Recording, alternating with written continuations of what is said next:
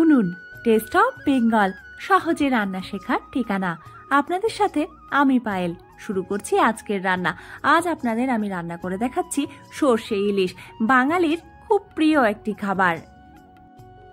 আর এর জন্য আমি প্রথমে ইলিশ মাছ ধুয়ে তারপরে তাতে নুন হলুদ মাখিয়ে সর্ষের তেলে ভেজে নিচ্ছি। মাছ ভাজার সময় কিন্তু তেল খুব ভালো করে গরম করে নিতে হবে, নইলে মাছ ভেঙে যাবে। পারফেক্ট সর্ষে ইলিশ রান্নার জন্য ইলিশ মাছ খুব কড়া করে ভাজবো না, দুপাশ হালকা হালকা ভাজা হলে কিন্তু মাছগুলো আমি তুলে রাখবো। তবে যারা কড়া মাছ খেতে পছন্দ করেন তারা কড়া করে ভাজবেন। ইলিশ আমার সবচেয়ে প্রিয় মাছ, আর ইলিশকে আমি মাছের রানী বলি। তাই ইলিশের নানান রকম রান্না আমি করে থাকি, এমনকি মশলা ছাড়াও ইলিশ আমি রান্না করেছি, যেগুলো আপনারা উনুন টেস্ট অফ বেঙ্গলের চ্যানেলে পেয়ে যাবেন। তবে আজকের রান্নাটা একদম অন্যরকম, মানে আমার রান্না করার সময় খুব ভালো লাগছে, খুব সুন্দর একটা সুগন্ধ ছড়িয়েছে চারিদিকে, কারণ আজ আমি রান্না করছি পদ্মার ইলিশ। মাছ ভাজা হয়ে গেছে, আর এবারে আমি মাছ ভাজার সাথে তুলে রেখে দেব মাছ ভাজা তেলও। কড়াইতে যে পরিমাণ তেল থাকবে তার অর্ধেক পরিমাণ তুলে রেখে দিচ্ছি। কেন তুলে রেখে দিচ্ছি এটা জানার জন্য আপনাকে দেখতে হবে ভিডিওটা শেষ পর্যন্ত।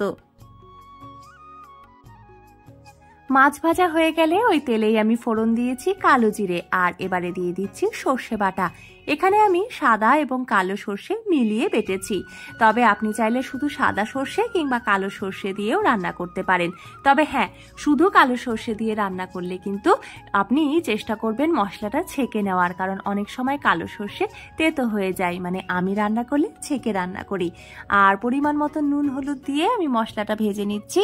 তারপর মশলা ভাজা হয়ে গেলে দিয়ে দিলাম গ্রেভির জন্য পরিমাণ মতন জল, আর তার সাথে চিড়ে রাখা কাঁচা লঙ্কা।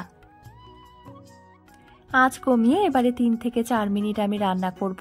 সর্ষে ইলিশে গ্রেভি খুব বেশি হলে ভালো লাগে না, মানে পাতলা হলে একদমই ভালো লাগে না, একটু মাখো মাখো বা শুকনো হলে ভালো লাগে, তাই জলের পরিমাণ আমি খুব বেশি দিইনি। উনুন টেস্ট অফ বেঙ্গল সবসময়ই আপনাদের কাছে খুব সহজে বিভিন্ন ধরনের রান্না করে দেখায়। আজকের রান্নাটাও তার ব্যতিক্রম নয়। আর প্রথমেই বলেছিলাম যে মাছের তেল কেন তুলে রেখেছি সেটা জানার জন্য দেখতে হবে পুরো ভিডিওটা। তাহলে এবার বলে দিই, রান্নার শেষে ওই মাছ ভাজা তেল উপর থেকে ছড়িয়ে দিয়েছি, এতে করে তেল তেলে ভাবটা বজায় থাকে এবং তার সাথে সাথে রান্নার স্বাদও বেড়ে যায় অনেকখানি। তাই আপনারাও একদিন এইভাবে রান্না করুন, আর আমাকে জানান যে আপনাদের কেমন লেগেছে এই রেসিপিটা। আপনারা সুস্থ থাকুন, ভালো থাকুন, আনন্দে থাকুন, আর ভালোবেসে উনুন টেস্ট অফ বেঙ্গলকে করে তুলুন আপনাদের রান্নাঘরের সাথী। ধন্যবাদ।